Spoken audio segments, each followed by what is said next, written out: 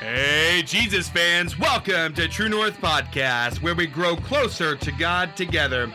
This podcast was brought to you by Solid Rock Church in Irving, Texas, and our host, Pastor Ed Snyder. To find out more about this podcast, visit our website at truenorthdfw.org. Now let's join Pastor Snyder in a new direction and a new destination. And welcome to True North Podcast, another great episode with your host, yours truly, Pastor Snyder. As we get into today's episode, I want to say thank you. I mean, a huge thank you to the many people that are jumping on board as listeners. We are so excited to have you on board. Our numbers are really going up, and that excites me because that means we're reaching people with the message of Jesus Christ. So again, thank you so very, very much for taking the time out to listen to this podcast as well as many others. I'd like to encourage you to join our True North community. Go to our website at truenorthdfw.org and click on the email list that comes up or the sign up for the free ebook called How to Handle Toxic People. 9 levels of relationship there. It's good stuff, and I'm sure you'll enjoy it. In the meantime, you'll get involved in our True North community. We don't blow up your email box. We just hit you once a month of what's coming up and a lot of other good things just once a week. So come on board. Go to truenorthdfw.org and sign up in that community. All right, today we're going to be looking at outbursts and addictions. How do we fix them? Great subject, straight ahead. We'll be right back.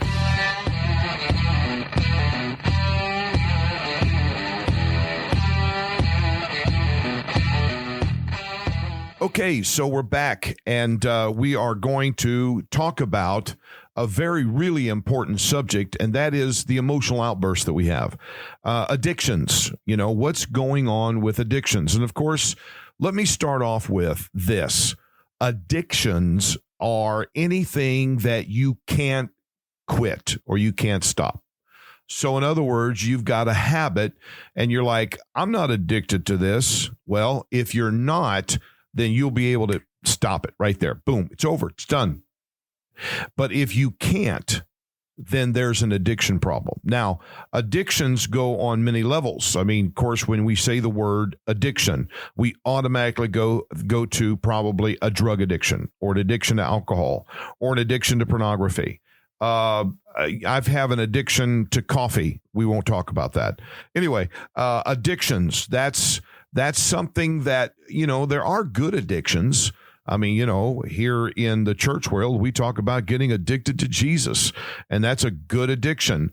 And so what we've really got to go for is look at the areas that are not healthy, okay?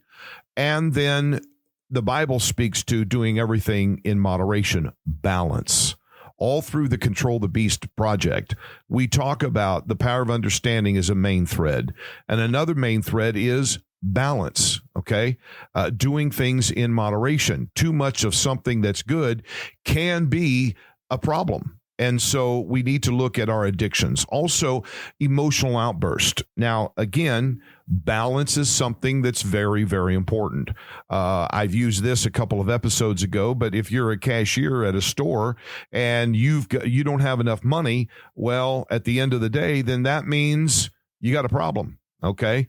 If you have too much money, then you've still got a problem because you've shortchanged your customers in returning their change back. So you didn't count out the money right, and you took money from the customer. So that's, even though you have too much money in your cash drawer, you still got a bad thing. And so again, we've got to look at everything in balance. And in our emotions, happy is happy. We all want to be happy, but sometimes we're a little too happy. And that means there's a problem. And of course, we all are very familiar with that. If, everybody is sad from time to time, or perhaps depressed from some things, but too much of it, again, we're out of balance. Okay. So we're going to take a look at these emotional outbursts that we have and also addictions of what they're all, and then how do we fix these things? So I'm going straight for the jugular, right? Early in our half hour with us together, I'm going straight in, all right? And that is when we have a problem, when we have an outburst of emotion, of course, especially that of a negative emotion brings a negative result. And so we've got a behavior that we're trying to modify. We want to get out of, we want to stop cussing so much. We want to stop with the rudeness all the time. We want to stop with the short fuse. You know, somebody says something and off we go. That's behavior modification. That's something that we need to change because we've gotten in a habit of using that method to communicate or whatever. I'm going to be honest with you folks. I really don't understand cussing. I don't understand using vulgar words in sentences or even not so much vulgar words to bring a point. Just form your words right and bring a point. You don't need to flavor it with the vulgarities to get the point across. You know, especially if you are passionate about something, you don't need to throw something in there that most of the time doesn't make sense. Anyway, that's enough of that little soapbox. So how are we going to stop it? How are we going? You don't just stop cussing. You don't just stop overeating. You don't just stop a bad habit, an outburst of emotion, constantly falling back to this addiction. You can't just knock it off at the top or say, I'm going to quit doing this. Especially in diets. And of course, some of you may know my story. Our new listeners may not. I went through a period of time where I've dropped 100. I used to weigh almost 400 pounds, and I dropped 160 of that. And of course, I just woke up one day and said, I'm done. Okay, it's over. And here's a neat little thing that I discovered that I want to share with you today. And that is the emotional tie to a habit. Okay. I don't know, maybe a year ago or so, I was in Springfield, Missouri, and I was preaching at a church over the weekend. And on Sunday night, I'm on the plane back to here in Dallas. And here comes a bunch of women just laughing and having a good time. And of course, one of those ladies wound up beside me, and come to find out they were in Springfield for a essential oils convention. And of course, when somebody sits that close to you on an airplane, hi, how are you? Good to see you. And strike up a little conversation and all that, because you're going to be next to each other for perhaps a long period of time. So we got to talking, and she's like, what do you do? And I told her what I did. And then we got into my story, how that I used to weigh almost 400 pounds and, 8 kidney stones, one right after another, diverticulitis with infection, pain all the time from carrying all that weight. And I decided one day, I'm done. I'm sick of being sick, tired of being tired. I've got to change the way I do things. And so I started eating right, eating healthy, smaller portions, exercising, eliminating bad things from my diet permanently, and all of that. And over the course of time, I've dropped 160 pounds. Now, I said, so enough about me. What do you do? And she said, well, I sell this essential oil full time, but I used to be a hypnotist. And I'm like, okay, interesting. So I said, so tell me a little bit about being a hypnotist. And she said, she answered that question with a question. She goes, what do you know about a hypnotist and what they do? I said, well, jokingly, I said, if you pull out a pocket watch and start swinging it, I'm not looking at it. She laughed. She goes, well, that's the TV version. Basically, what a hypnotist does is what you've already done for yourself. And I'm like, okay, I'm listening. She goes, we help people turn the emotional switch off attached to an addiction. So people come to us, they want to quit smoking. They want to quit overeating. They want to quit this. So we go into the subconscious mind and help them turn the emotional switch off tied to that that behavior. Okay. And I knew exactly what she was talking about because that's exactly what we teach about the conscious and subconscious mind in behavior modification. She said, Ed, you just woke up one day. Oh, let me back up. She said this. She goes, people say, I'm going on a diet. Their conscious mind says, this is what I'm going to do. The subconscious mind, the emotional part of your mind says, yeah, okay, sure. It ain't going to last because you love food too much. And so for several weeks or so, we're good. But then all of a sudden, we fail because the emotion has taken over. The love for the food or the love for the drug or the love for whatever has taken over. You, Ed, went in and did what people pay us money to do by going in and shutting off the switch to your love for food. You shut that off, and therefore your conscious mind was able to follow through with what your subconscious normally would say, no, you're not. You know, I used to drink coffee all morning, and then I'd switch to Diet Pepsis. And my doctor said, you're eating your guts up with the sodas and the acidity from the coffee. So I teetotaled. I haven't drank soda in 10 years. What I've told my subconscious mind, anything you pour on battery acid and can clean doesn't need to be in your stomach. So therefore, I'm done. I walked away. So how do we fix our emotional outburst and our addictions? Well, first of all, another thing, and just following through with what I just shared with you on that story on the plane in Springfield, Missouri, back to Dallas, is you can't go after the symptom. You've got to go after the root. Okay. It's like, you got the mushrooms growing in the yard and you mow them over thinking, okay, they're gone, but only the next day or the day after, there they are again. You only temporarily knocked it off the surface. You've got to go down to the depth, into the dirt, and get to the root and kill the root to get rid of the emotions. Now, we rehearsed this, or I went over this before, but let me rehearse it with you today. All right. So again, how do we fix this? How do we go after what's causing the problem? Now, let me give you a little bit of research before I get into this, because this has to do with the addiction side of what we're talking about, as well as the emotional outburst. Addictions. We have problems with addictions, such as drug addiction. So we go to rehab and we stay in there 3 months, 6 months, or whatever, and we get clean and sober. Heard that term before? And we're good. And so we go to AA meetings or NA meetings and we, do our best, but only the averages show that more people fall off the wagon and go back to the addiction and have to start all over. Why? Why is that constantly going on? I'll tell you why. Because the root's not getting fixed. They're only trying to put a Band-Aid on the symptom. The addiction is an escape. It's a holiday away from the pain that you're feeling. You're self-medicating because you've got pain somewhere, emotional pain.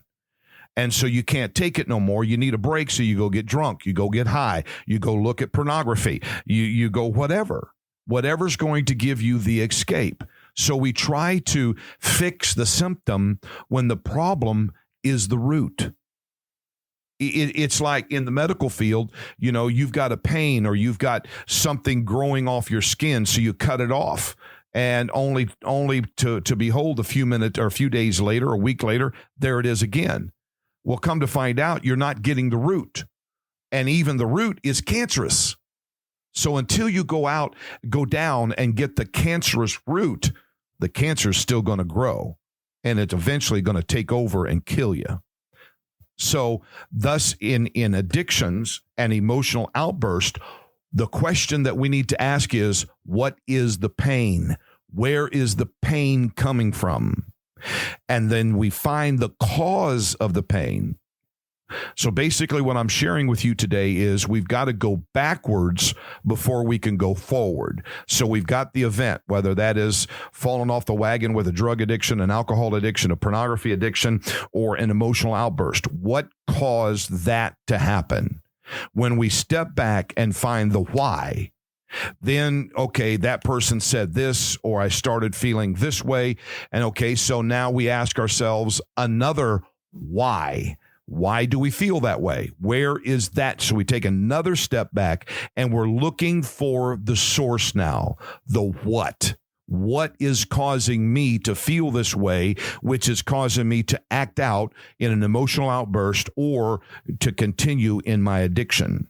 Now we're looking for the what, and we find the what. The what is, I had a traumatic situation when I was a child. Somebody molested me. Somebody called me stupid for all my life, or whatever the what is. That is where the root is.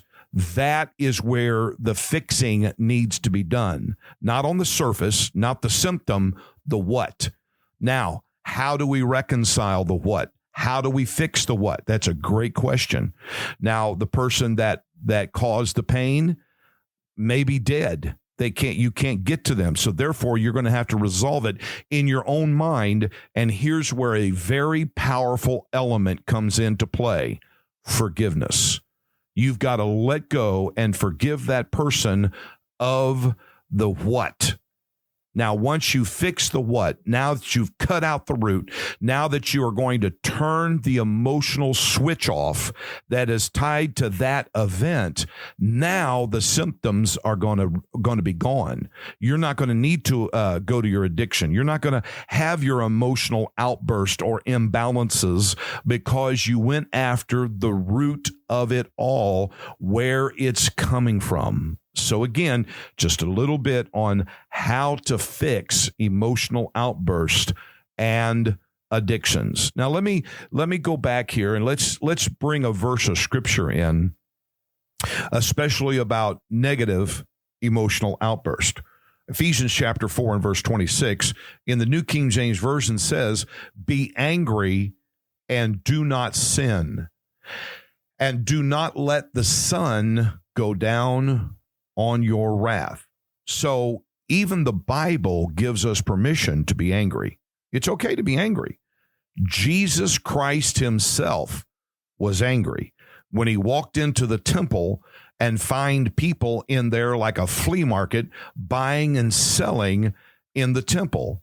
The Bible says he became angry and drove the money changers out of the temple and said, "My house shall not be a den of thieves, but my house shall be called a house of prayer." So he flipped his anger. He turned his anger into a positive thing and drove out what was wrong and established what should be right. Now, let me read that verse of scripture again to help us understand that it's okay to be angry. Just don't sin in the process. Don't start cussing and swinging and punching somebody, or I can't take this pain, and go get drunk or go get high and violate everything that the Bible stands for. Ephesians chapter 4 and verse 26 in the Amplified Version. Be angry. Now, again, the Amplified Version amplifies the verse of scripture. At sin, at immorality, at injustice, at ungodly behavior. Yet do not sin. Do not let your anger cause you shame or allow it to last until the sun goes down. So, three things. You're allowed to be angry, but just don't go crazy with it and sin. And then don't let the sun go down on your wrath. In other words, resolve it before you go to bed. Now, again, in chapter 2 of the book, we talked about cleaning up your environment. We all talked about the car battery, the positive and negative post on a car battery. And if you haven't, go back in our list of episodes and catch that episode and listen to it. So again, we've got positive and negative emotions every day coming at us. And we understand clearly what negative emotions are, but we struggle to identify positive emotions. How does that happen? Because we're surrounded by negativity every day, all day. But you have the choice. You got to choose to do what's right. You may have a negative day at work, but you got to create a positive evening at home so that when you go to bed, everything is settled and you have a good night's sleep. Get up the next day to face the problems and the situations on your job at a better attitude, a better position, because you did not let the negativity go to bed with you. Does that make sense? All right. So again, we can be angry, but don't sin. All right. Now, we also have to deal with a lot of things that's coming at us, the machoism of today's world, where the Superman myth or the John Wayne syndrome, where we go in guns a-blazing and shoot up everything and everybody. Again, folks, it doesn't work that way. That's the movies. That's TV. And so we've got to understand that there's a better way to identify and diffuse angry or emotional outbursts. Now, let's talk about something and how I showed you how that really negative emotions is tied to addictions. Okay, addictions are tied to negative emotions. Negative emotions being perhaps extreme hurt or pain, emotional pain, anger, or even rage is tied to it.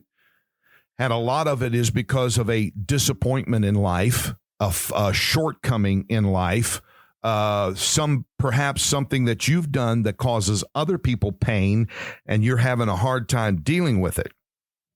All right. Now, we don't think we are angry. We don't think that we have pain. But let's look in to the area and how emotional outbursts and addictions are again tied together. All right. Again, we're walking around. We don't realize it maybe. Perhaps we don't really feel it, but it's there. Pain, emotional pain. All right. And it's causing emotional outburst, negative ones, yelling, screaming, cussing, throwing things, punching somebody. Where do these places hide? Okay. And I've talked about this before, hit on it, and I'm going to get into a couple of more areas that negative emotions or outburst hide. Number one, the top one is substance abuse. Okay. There's a need to self-medicate yourself because, again, as we talked about, you just can't deal with it anymore. It's hurting too bad. So it's an attempt to numb out your true feelings. Your anger, your negativity hides behind the use of substance. Okay. The next area is eating disorders. Now, when I say eating disorders, some of you, your mind might have gone to bulimia or being anorexic, not eating at all, or eating too much and stick your finger down your throat and throw it all up. Those are severe eating disorders, but there's also some, mild eating disorders. And again, this is another attempt to escape emotional pain that you might be feeling. You can actually be using food as a comfort measure. Folks, food tends to nurture. Calms you. Boy, if I had a good plate of lasagna, or I love that biscuits and gravy, or whatever. The act of not eating, of course, or eating to the point of purging, again, could be an expression of needing to punish your body. Okay, so that's a little bit to think on because I'm coming down to the close of our 30 minutes together. And again, eating disorders. We eat too much or we don't eat enough, and we eat just constantly because we're constantly in pain. Here's another one, criticism or being judgmental. People who are critical of other people tend to be negative people or angry people. Somewhere in the past history, people have attacked us and made us angry. That's my story. I was the quiet fat kid at school that was quiet and believe it or not, a little bit shy and overweight. So I was the target of bullying and being made fun of and all of that. Hurt people. We got to realize that. So that's going to get you going. Now, this is why you might have, might be critical of others. Your criticism, listen to this, your criticism is as a form of anger to be defensive and to put up a distance between you and other people because you're afraid of getting hurt again. Criticism or being judgmental. Gossip. Gossip's another place where negative emotions hide. Being able to tell something on another person gives you a sense of control, a power over them. Because you've been done wrong, therefore you are going to get revenge. So gossip serves as to make you feel good about standing upon someone else's failures to make you look taller and feel better. Not a good place to be. Depression.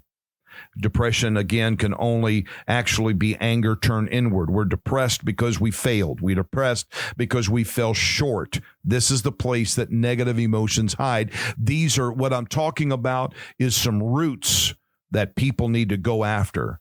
Here's a couple more, and then we're going to be out of time. Suicidal attempts. Attempts, not suicide, but suicidal attempts. An attempt in your life can be a method of getting back at someone, hurting somebody incredibly because you're angry with them. You want them to feel the same pain that they've caused you. So a suicide attempt is actually an effort to punish someone that you love. And then finally, affairs and infidelity. Relationships outside the marriage are one of the primary places that negative emotions or anger hides, and sometimes it can become addicting when your needs are not being met within the bonds of marriage. You go outside the marriage, and the affair turns into an expression of how much anger you feel. Angry teenagers often use sexual affairs as a way of striking out in anger at their parents. Unprotected sex is often even a greater display of anger at parents. So here, what we're accomplishing today as we wrap up is emotional outbursts and addictions. How do we fix them? We go after the root. Do not try to fix the symptom. I'm just going to stop doing this behavior. I'm going to stop my addiction. Well, you can't, because you got to go back to the source of it. You got to go back several layers down and get to the what that's causing you to feel your pain and to act out the way you act out, or to constantly go back to the addiction. We cannot address the symptom. We have to address the what. What is the emotional pain that's causing you to act out in an emotional outburst or constantly go back to your addiction? God bless you. I hope that somewhere in this podcast, in this episode, something was said that ministered to you, that struck a chord. And of course, I want to let you know that I am available. I'd be glad to get on the phone, do a Zoom call, do a little coaching with you, help you through maybe your tough spots. I'm available. Reach out to us at truenorthdfw.org. Don't forget to go back and join our True North community. A lot of good things coming your way, and we're excited about that. Thank you again to all of our new listeners here at True North Podcast. God bless you. I pray that God will help you, give you understanding, help you to see what you need to see, and become better in the power of God. Have a great week on purpose. God bless. Thank you for joining us at True North Podcast. You can find us on iHeartRadio or any other podcasting platform. If you want to have any questions, visit us at truenorthdfw.org. We'll catch y'all next week.